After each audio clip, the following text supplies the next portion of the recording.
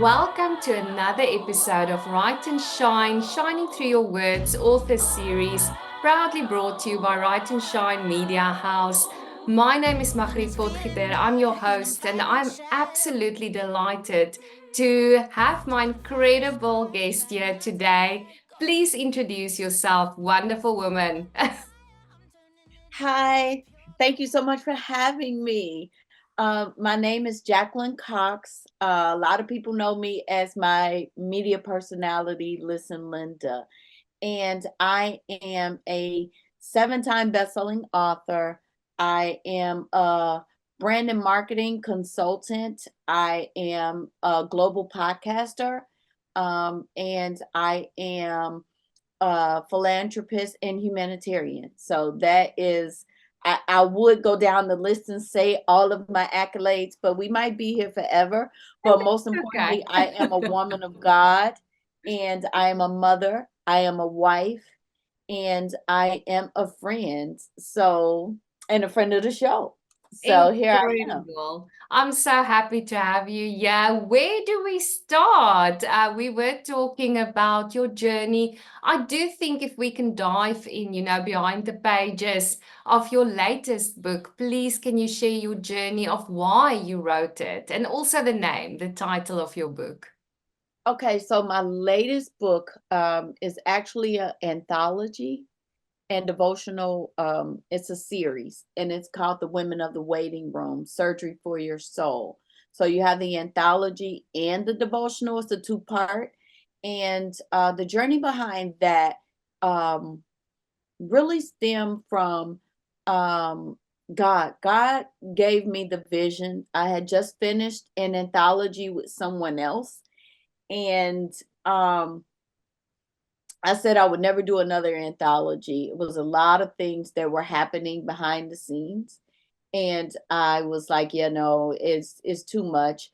Um, I started my journey as, writing poetry and then taking the poetry and intertwining it with my memoir. So all of my books, even the anthology, they're intertwined with poetry because that's how I learned to write and express myself.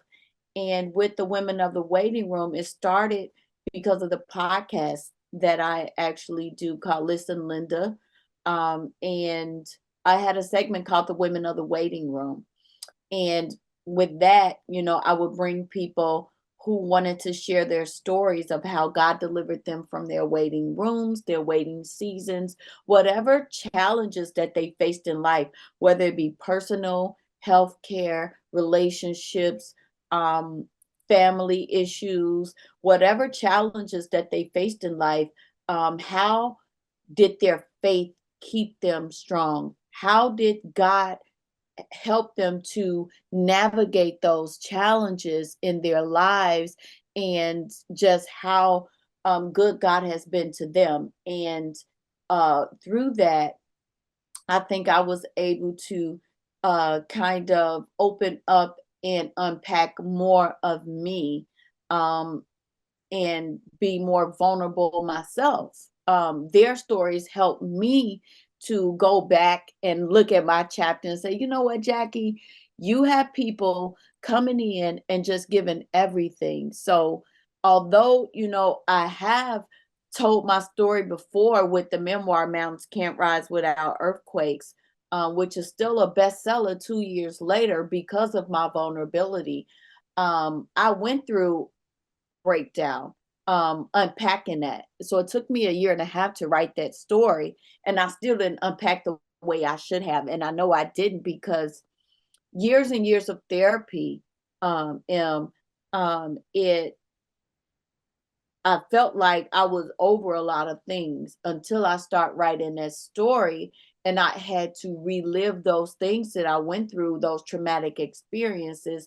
And what it did was it made me have to go back into prayer, had to go back into therapy because I literally had a breakdown writing in that book. So I had to step away, regroup myself, come back. So when I did the Women of the Waiting Room, Surgery for Your Soul, I went deeper and deeper into my faith, And I unpacked a lot more. And with that, I was able to really, really open up more That's with amazing. that book. No, it's amazing. And I always say as well, it's like God gives you an open heart surgery. You know, Yes. when you go deeper into his life or his love for you and his plan for you, and it really becomes more about him than you when you Yep. are with what you explained that you went through. And it's, I think the breakdown, because I shared with you as well, I had a breakdown this year.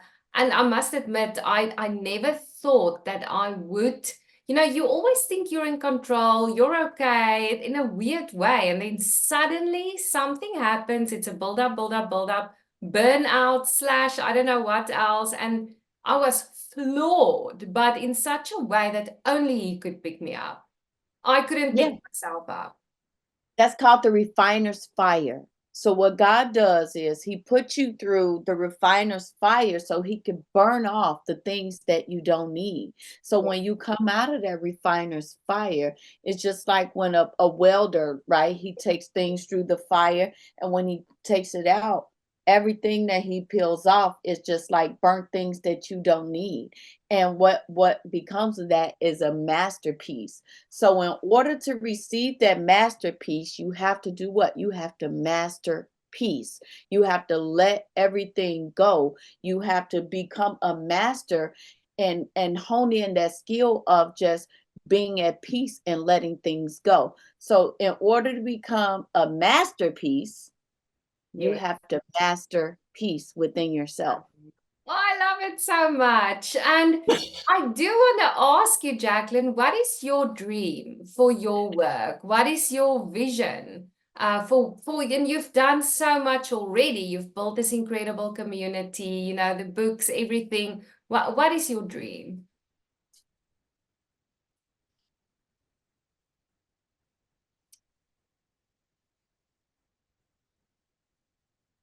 So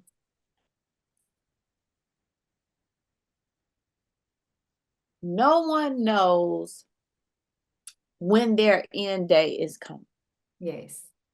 right? So I try my best with God's blessing to live every minute as if I'm living the last 15 minutes of my life. Sure. And I and when you do that, you're happy every single day because you never know when that shot clock is going to stop for you. You don't know that. And so my dream in 2019, I was diagnosed with lupus. I already was diagnosed with thyroid cancer, and I went through 2 surgeries, and I'm still not in remission. And that was in 2013. So in 2019, I was diagnosed with SLE and RA, and then fibromyalgia. And I'm sitting here, and the doctor said I can't drive.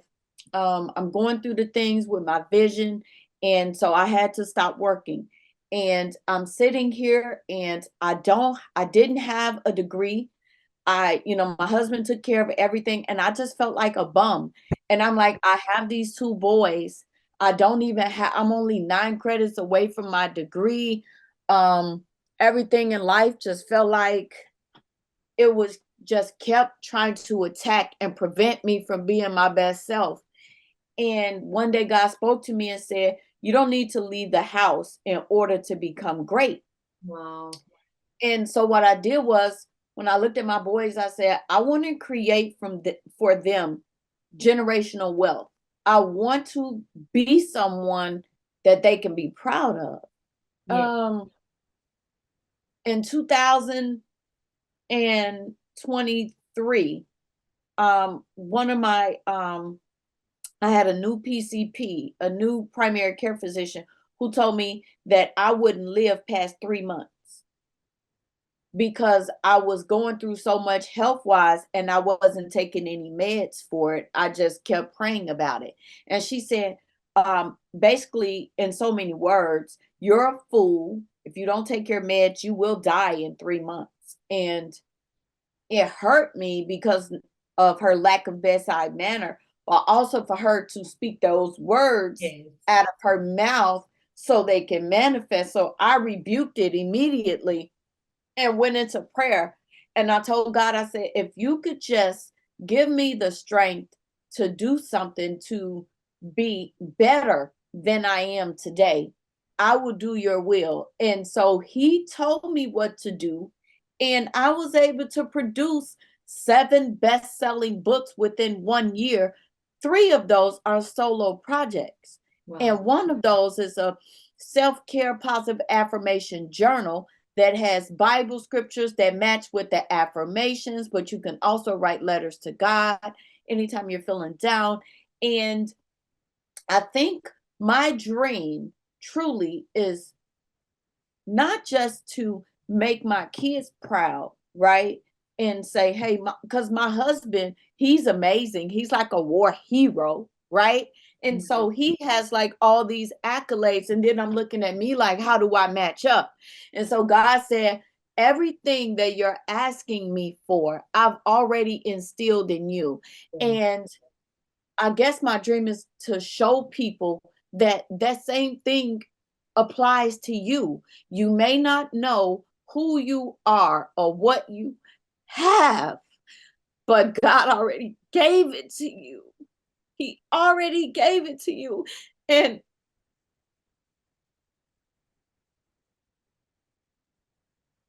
if you don't believe it, just pray about it, and God will reveal to you the oil that He put in you. And just like the lady whose husband passed, and he was a servant of God, and she told the prophet, I don't have anything. They're coming to take everything from me and my boys. And he said, well, what do you have in your house? She said, I have oil. He said, go collect vessels. Yes. Go collect vessels, put that oil in the vessels and sell it. And so that's what I'm doing. So, people of God, women, men of God, please do not be ashamed to take the oil that God has for you and put a price on it. That's your inheritance. That's what God gave you in order for you to have generational wealth. So, what did I do? I took everything that I had, every talent that I have, everything that I know God has given me, and I put it in vessels and I placed it on a website. And with that, comes I sleep and make money because I use the gifts that God has given me, and it is creating that wealth for my kids. Now they have best-selling books. Now they have their own clothing line. Now they have a name and an identity that they can live up to and be able to become the best versions of their self, and they don't have to worry about temptation. They don't have to worry about the devil taking them to a mountaintop and saying, you can have all this if you just bow down to me, because they already know that story, and they know Jesus told the devil, get thee behind me, Satan. This is already mine. They know that they have it inside of them already, so they cannot be tricked by the enemy. So my dream was always for my kids to be proud of me, for my husband to be proud of me, but most of all, for God to be satisfied and know when I go to heaven and I got that ticket, He will let me in, because He will know that I didn't let one drip of the oil that He gave me go to waste. That is amazing. And I love that you say, the generational wealth. That's also, I align with you so much for my son, because I don't want him to lack anything, emotionally, spiritually, physically. And what an honor, to do that. But it's not always easy. We did say to each So, other as well, a lot of eyes are just on the glitz and glamour or the books produced, but there's not a lot of people who really acknowledge how challenging the behind the scenes are sometimes. And that would be my next question to you, Jacqueline. And on your journey, what would you say to those that's tuned in? That's been your biggest hurdles that you had to overcome on basically creating this beautiful legacy for your children.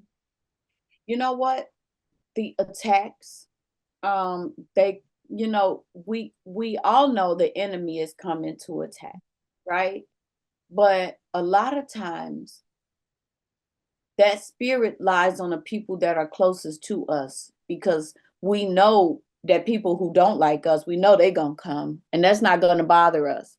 But I think it's more so of when the people that are closest to you, your family, your friends, when they come and they attack.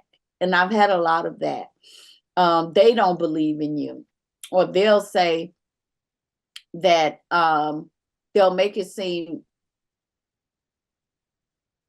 very small what you're doing, Yes. and they will make you feel like what you're doing doesn't matter or doesn't have any leverage or weight to it.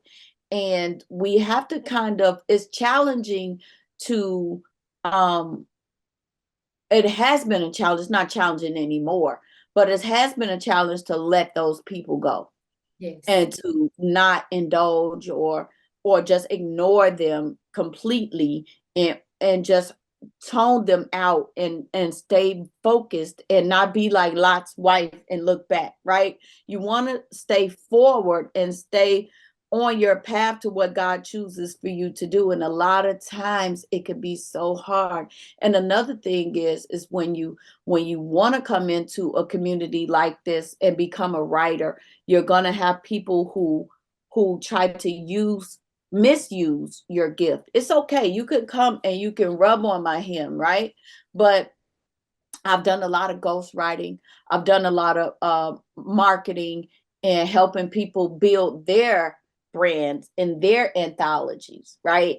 And they don't give me the credit, Mm. and they don't tell people that it was me who helped them, because they know if they do, then I would get more exposure or I would get more people. Every single book that I have written, I have done the artwork for, the book covers for. Um, I've done everything myself, because when I reached out and asked people, no one wanted to help me, even though they were in that place. I only had one lady in the beginning who helped me, and she published all of my books, and that was Dr. Laquita Parks. And then from there she introduced me to women that were in this clubhouse group called the Book Slam, and six of those women came together and they became family for me. And they are all like 30, 40 years older than me, right? And Wow. they all come in and they say, you know what, we're going to take to you. And they meant it, and they stuck by me, and they're like family to me now, and they're like my biggest cheerleaders, and I just appreciate that. But I guess the challenge is to believe in yourself more than trusting other people to believe in you for you. You have to know that God validates you, and that's the only validation that you need. And me in the beginning, coming in as an author, I was a people pleaser, and I felt like I needed validation and approval from everybody else. And Yes. when I didn't get that, I got sad. I got depressed. I was trying to figure out, why don't they like me? Why don't they want me? And God says, He'll prepare a table for you in the presence of your enemies. And when I wasn't getting that validation, or when I wasn't part of the crew, I started my own table. You don't want me on your magazine? I'll start my own magazine, and it will become a bestseller. And you don't want me in your anthology? I'll start two, right? And then I'll have cards, playing Yes. cards too. And I'll have a journal too. And like, I'll do whatever it is that you say that I can't do. Watch me do it, and watch me do it with excellence. Because what I'm going to do is I'm going to go to my father and I'm going to tell him, hey, I want to do this. And if you give your blessing I promise you that I will honor you in all of it. In all of it, I will let the world know that God did this for me. God did this for that little homeless girl from Chicago who did not have the approval, who did not have the support, who was beaten and molested and mistreated and abused and raped and neglected, and all of these things happened to me, and you still found a way to bless me, and you prepared that table, and you put me on a global platform that's streaming in 17 countries worldwide, and you showed people that this little girl is still your daughter, and she's still divinely blessed, and she's anointed. And not only is she anointed, but I appointed a man of God, a soldier in the army of God, but also a soldier in the actual U.S. Army to protect her. He took a piece of him, he put it in my husband, he made my husband my helpmate, and then we produce beautiful children who are growing up in a family of Yes. soldiers of the Lord. And God can only do that. But isn't it amazing if you look at the Bible, like if you look at Jesus, Moses, the babies, how the enemy attacked the babies before Yeah, they, reached greatness, the impact they did for God. So your story as well is the enemy attacked the baby because he knew, what lied in front of you, the greatness that was in front. And obviously with your husband and your beautiful family, the impact you're making together, it's incredible. It yeah, really is so inspirational. it's called breaking generational curses. Yes. My husband has been through a lot as a child. I won't tell his story. It's not my story to tell. But we're both from, the urban gutter areas of Chicago, and we both grew up in a not so great situation. And because God keeps Mm. the babies and the fools, He covers the babies and He covers the fools. Mm. And when he does that, so we knew coming in that we had to cover us, but we also kept our kids covered and protected. And when you do that and you cover your kids in the word and you train them in the way they should go, they will never part from it. Not saying that your kids won't make mistakes, not saying that your kids won't rebel, Mm. not saying that, but just like the prodigal son, you let them go, you let them figure it out. You let go as soon as that umbilical cord is cut. But when you instill the word into your kids, they still have it and they know what's right and wrong. And when they get it together, when they fall, you always leave that door open for them to come back once they get it right. And I think that because our kids stay covered, and as long as our kids stay covered, that they will prosper the same way we did. Absolutely. And it's just incredible, Jacqueline, to witness your journey and how you also empower other women. That's something I picked up, on Facebook, social media, but, talking to you, I can absolutely hear that's a big passion of yours to basically empower those around you. And I would love to have you back on the podcast for another episode to go in more into the empowerment. How can we empower each other? How can we empower, those who are still waiting? I do want to ask that as a last question. Is someone tuning in now and sitting and thinking, oh, I'm not good enough. I don't want to write, I'm scared. What advice would you give them? I would say never let someone else dictate you and your story. Um, when I first started writing and I said I wanted to tell my story, I had a lot of my family and friends telling me I shouldn't do that. I shouldn't put my business out there. I shouldn't put the family business out there. And what's done in the house stays in the house type of mentality. And I want to let you know, in order to free yourself Tell your story, write your story, even if you're just writing it to yourself. I interviewed a lady, her name was Latanya Perosier, and she has a book called Letter to My 8-Year-Old Self. Yeah. Oh, she went through so much in her life and she just unpacked it all. And writing for me and being authentic with what happened to me was therapy for me. And let that be therapy for you. Maybe you just want to publish it and never tell anybody that you published it, but to write and get it out. Yes. That cleanses the spirit. You have no idea what that would do for you. But even if you just let others in on that, you never, like my publisher always say, you never know who's waiting on the other end of your story. Somebody may be going through the exact same thing that you're going through, but they don't know that they have a way out. And maybe you telling, or they may not know that somebody else is going through that. So maybe you telling your story will help them to get through theirs. So please, please, please write your story. It may not matter much to you, but just me writing my story impact so many women around the world. In the UK, like Miss M here, she's in South Africa, and it impacted her. It impacted so many people all across the globe, and just that feeling alone will validate every mountain that you had to climb. Because just like my book says, mountains can't rise without earthquakes. Without earthquakes, we would have no mountains. So if your world has never been shaken up, then you would not have been able to reach that mountaintop.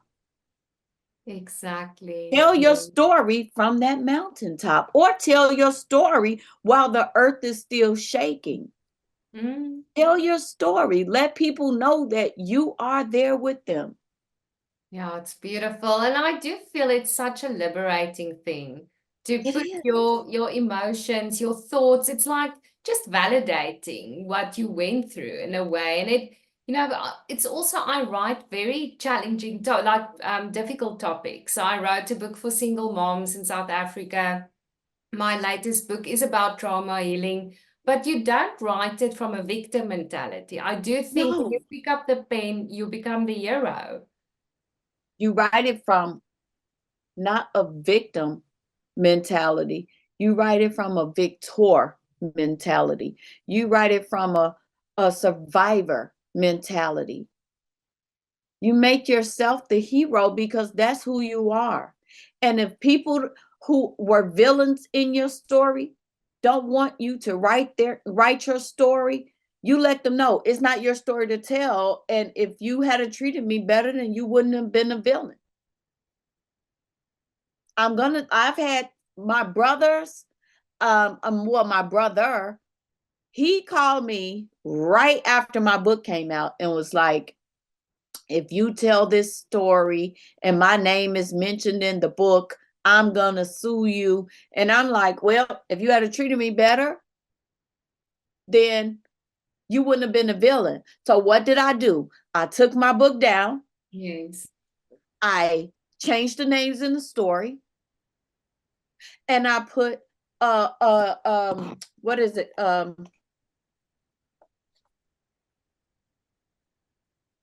First I put the trigger warning in there, but I also put in order to protect the privacy of the individuals involved, the Yes. names and locations mentioned in this book have been altered.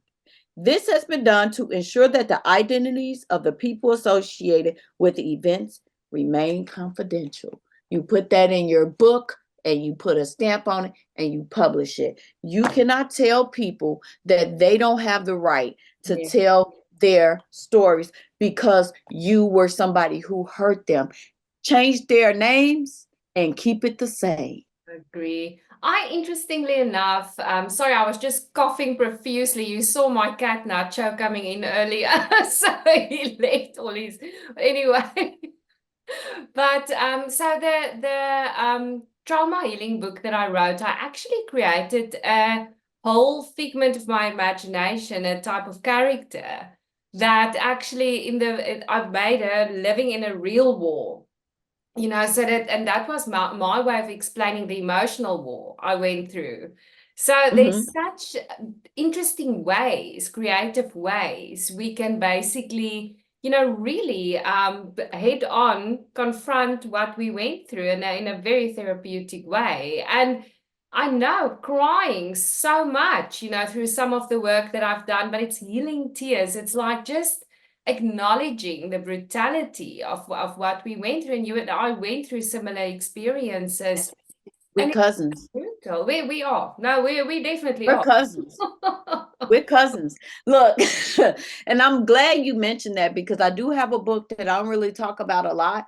It is a fiction book and it's called Chi-Town Diamond in Wow. the Wow. and it is a fictional it's my story, but it's very very it's also other people's stories intertwined in that, right? So we have some truth to what I went through, but I also took it a step further, Yeah. and then I started just getting so creative with this story. Like it really is. It was on Pocket FM at one point, but then Pocket FM breached the contract. And so, because they breached the contract, right? Because Pocket FM is supposed to pay you, and they did not, full Okay. disclosure. And so, because of that, I was able to take my story and I just put it on Amazon. And when I say it is phenomenal, because it's not just my story, it's other people's stories that I know. And I intertwined that and gave it kind of like a mystery thriller type of Wow. genre, but it's still urban fiction and it is phenomenal. So it's plenty of ways that you can be creative in writing your story, like Eminem did with 8 Mile. That was loosely based on his life and what he went through, like 50 Cent did with Get Rich or Die Trying, and Power is loosely based on their lives and what they went through. So you don't have to really give everything, Mm. and but you can give pieces of you to protect yourself and still be able to help other people. 100%. And for me, it is to bring dignity to what Yeah, we went through. Because I always say as well, if you protect the abuser, if you protect, what happened, you're enabling. So it's that fine right. line between enabling and empowering. And that is why I would love to have you back, for another episode about the empowering, because I do No think it's those problem. fine lines. And Jacqueline, how can people reach out to you after this episode and they want to learn more about your work or just connect with you on social media? Where can they find you? You know what? You can find me on Facebook under Jacqueline Cox, or you can just look under, you can search the Facebook bar and put in all one word, Listen Linda 23, and my profile will pop right up. You can find me, my podcast on All Things Podcast. It's called Listen Linda, hosted by Jacqueline Cox. And that's on all platforms worldwide. FM, um, Spotify, Pandora, Sirius XM, iHeartRadio, Apple Podcasts. Wherever there's a podcast, you'll find me. You can also visit my website. I have a lot of different things that I'm doing right now with the magazine. That I would love to have people to um, invite people to join in on. I have the Listen Linda top 25 most influential women of 24. I have Listen Linda Listens, which is my life coaching sessions that I do, and just a lot of different things that I do. You can find all of that on my website, and that is listenlindapresents1.com. I will definitely also put that in the link. And Jacqueline, you will be back, please. That's my way of saying yes and please and asking. Thank you so much for blessing us with your incredible story, with You're your welcome. incredible heart. And I do want to say, when you speak, I just see word altars. You're building altars with your words for God. And what an honor to be and to meet you and to be on this journey with you. I do know we're going to work together, and I'm really Absolutely. I was just going to say, excited. please, please, please, please, please. I would love to have you. And remember, please remember, send me your mailing address so I can send over those free books. I really want to send you some books. That is amazing. And also, I will post it in the community. Feel free as well, and the Write and Shine community, to post, because this is what it's about: collaboration, inspiration, empowerment, all the beautiful things that you stand for, Jacqueline. Thank you so much for joining us.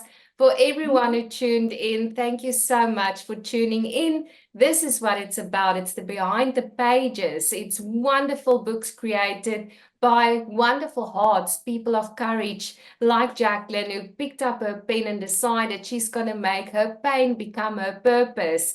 And I'm just absolutely delighted to have had her here. Thank you for tuning in. If you are contemplating writing your story, be inspired, because other people are waiting on the other side of it. Have a fantastic day and keep on shining and keep on writing.